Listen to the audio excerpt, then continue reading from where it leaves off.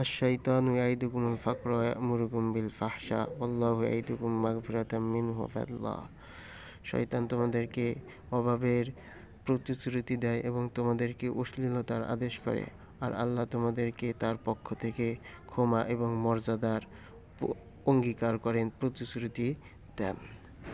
শয়তান থেকে বাঁচবেন কেমনে? মনে মনে জিকির আজগার করবেন, তাহলে শয়তান আপনার মনে থাকবে না।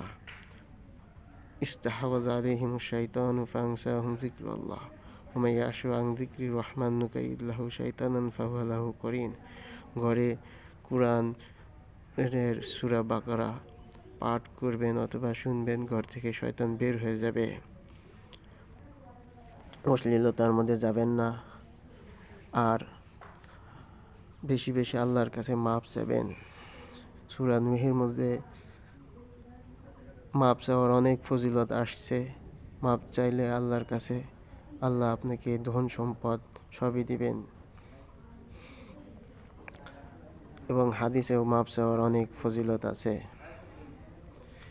2 নম্বর, আল গিনা গিনান নফস, প্রকৃত ধনাঢ্য হলো মনের ধনাঢ্য। আল্লামা কুরতুবী তার তাফসীর গ্রন্থে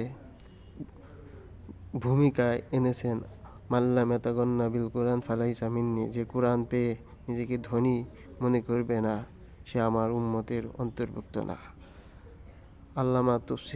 আল্লামা কুরতুবীর এই তাফসীরটাই সঠিক। সূরা ইউনূস গবেষণা করে দেখুন। তাই বেশি বেশি কোরআনের তাফসীর পাঠ করবেন, আপনার অভাব থাকবে না। 3 নম্বর, আপনার বিবাহের কারণে অভাবের ভয় থাকলে আপনি 4টা সূরা পাঠ করবেন। 4 বার কোরআন কারীম পাঠ করার সওয়াব পাবেন। আল্লামা ইবনে কাসির তার তাফসীরে সূরা জিলজালের তাফসীরে এনেছেন,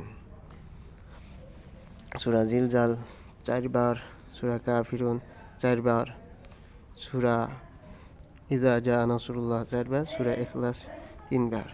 এই 4টা সূরা রাতে পড়লে বেশি ভালো হয়, যেহেতু রাতে পড়ার বিশেষ ফজিলত আছে।